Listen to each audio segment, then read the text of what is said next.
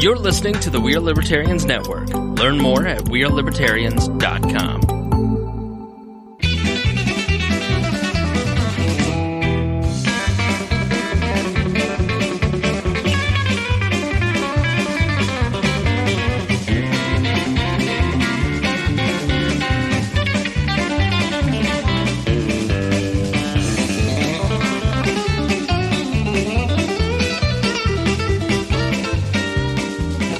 Welcome to the Boss Hog of Liberty podcast. This is a bonus episode of East Central Indiana's favorite podcast. I'm one of your hosts, Dakota Davis, and I'm going to be breaking down what's going on this week because it's a little bit different. There's no main show this week, but we do have some audio to give you to help please your eardrums a little bit.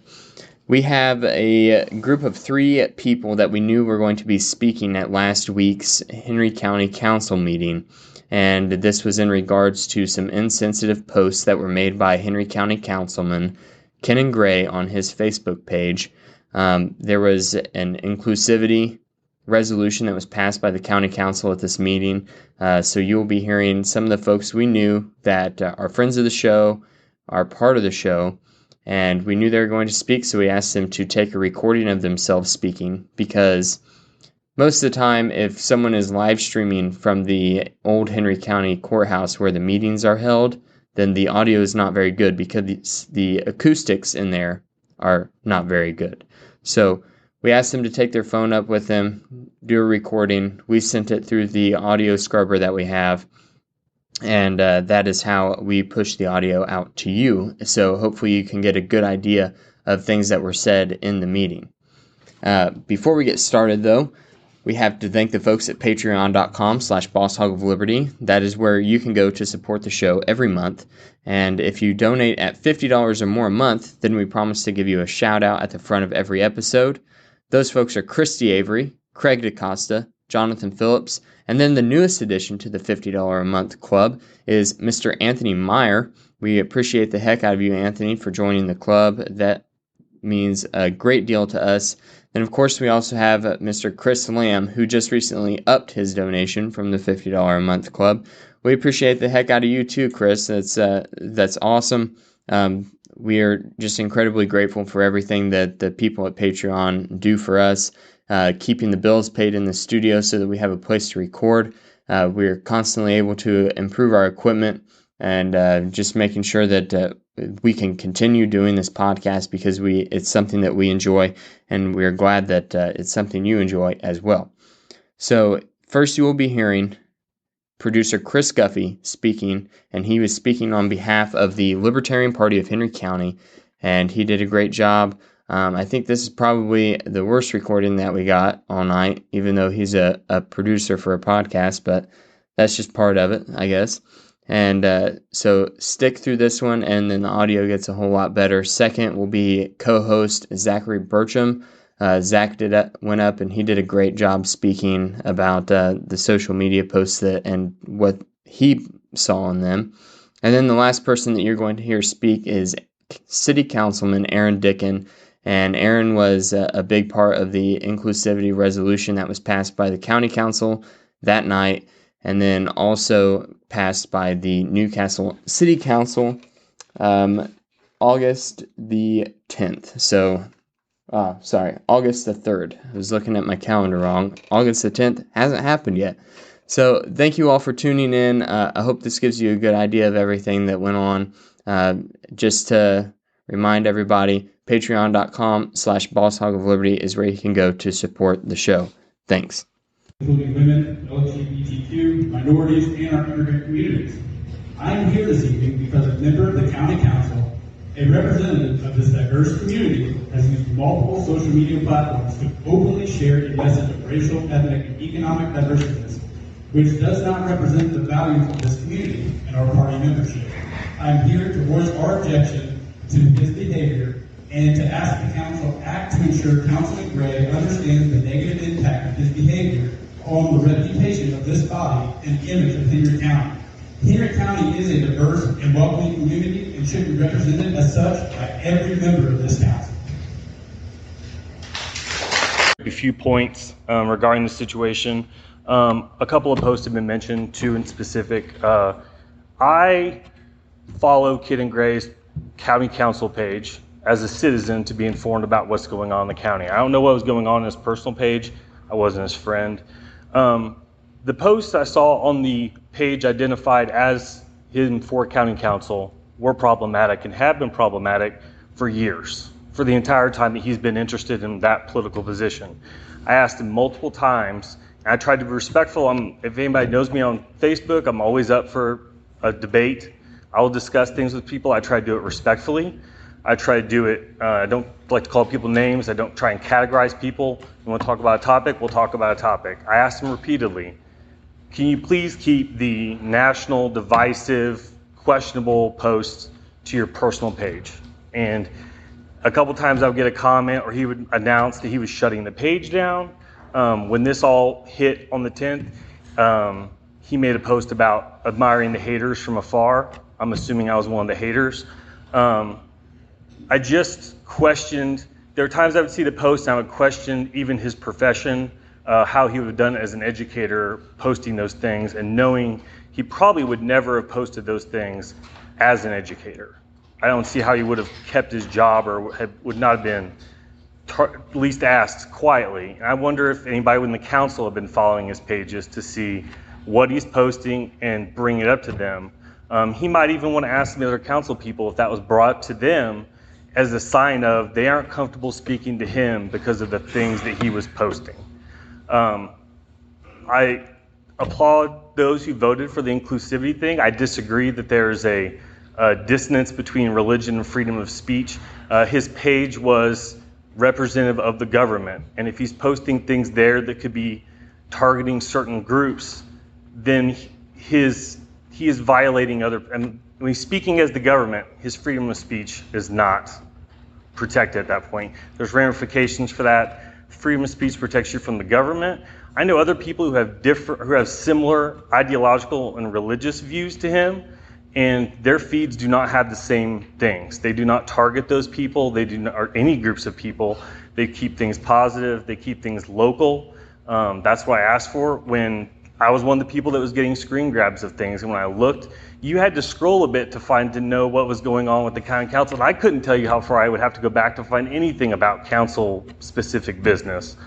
I hope that he can get back on social media at some point and be a positive person on social media, and a kind of person that people want to look at his feed and say, this is a place I want to be. These are people I want to associate with.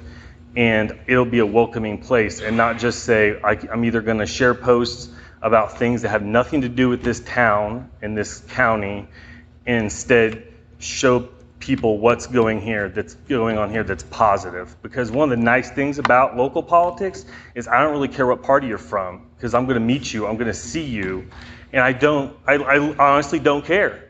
Most of the people in the county, I know there are people up here that were talking about political affiliations on the council. For the most part, our county council is, I believe, all Republican. There are no Democrats. So you saw some people voting for the inclusivity thing. They're voting across the party lines, because party lines are moot point here. But I can go talk to somebody and ask them about things. I can go message Clay. I can message Aaron Dick and ask them questions. I don't care about their party affiliation. And so when I follow somebody locally, I don't care what they think of Nancy Pelosi or Donald Trump or anybody else. None of that is relevant. If you want to share those opinions, share them to your personal page. I'm not going to follow your personal page. But if you have a page that identifies you as a member or an aspiring member of the Henry County Council, that's where those things should not belong. Because those are, whether anybody likes it or not, representing the entire county. I know people who have lost job opportunities because of what they post on social media.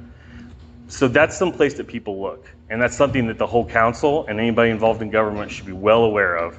That when you post something in that manner, it can be looked at and viewed. And like I said, in this case, it wasn't 1, 2, 3 posts. It was a year and a half, 2.5 years of posts going back. And I scrolled back, and I think I found like 5 or 6 in July. And there was 10 days of July. So I would just urge people to follow that. And just like I said, if Cannon gets back on social media, and I would have no problem with him getting back on there, I would love to discuss county issues with him. I don't want to see a county page that's just national stuff. So that's all I have to say. Like I said, I disagree on the distance. I think you can be welcoming and still have your religious and political views and be able to discuss something with somebody who disagrees with you. Thank you. Thank you, Ms. Mills, for your time, and council. I'm standing before you today to speak in favor of this resolution on inclusiveness, and I'm speaking out today because my children at some point are going to Google my name, and I want them to see that their father stood for and spoke out for what is right in a community where some people's silence will be remembered.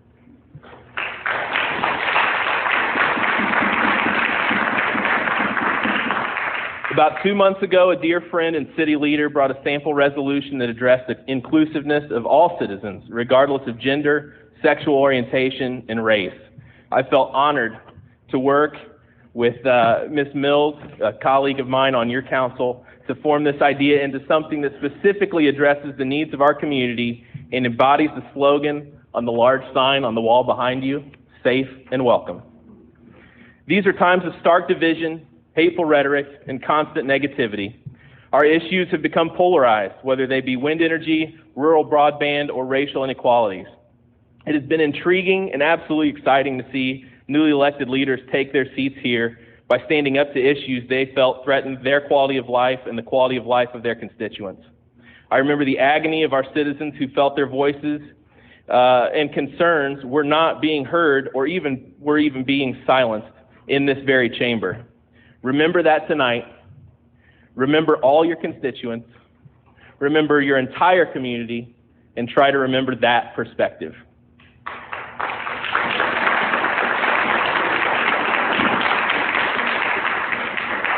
And it comes down to just that, perspective. I cannot relate to what some in our community have experienced because I come from a life of privilege and I know it. But that is also why I understand the importance of not being silent. It is important to show the marginalized members of our community, and yes, there are marginalized members of our community, that this resolution does not contain empty words. This should be an actionable first step towards progress and unity, followed by many more actionable steps to show we mean what we say.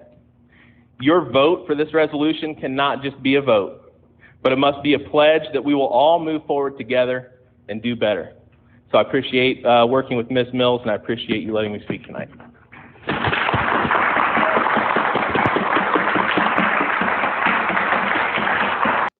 Thank you for tuning in to this bonus episode of the Boss Hog of Liberty podcast, East Central Indiana's favorite podcast. I want to say thank you really quick to everyone who went up and spoke at the meeting, and especially the 3 people that recorded themselves for us and let us use their audio in this bonus episode. A lot of people went up and spoke, a lot of people had good things to say, and a lot of people, this was their first time getting involved in speaking at a public meeting. That is a great thing. It is a great thing to be able to tell your elected representatives the issues that matter to you and the things that make you upset. So thank you to everyone who went up and spoke their mind, and thank you for listening to this show. One really quick note, I had a lot of messages coming in last week on Facebook Messenger and text messages asking if we were going to be live streaming the Henry County Council meeting in its entirety. One note about that, and one explanation as to why we did not, is because as our video quality has gone up and our video equipment has gone up and everything has gotten better on the video side, and we're able to stream in HD with graphics super fast.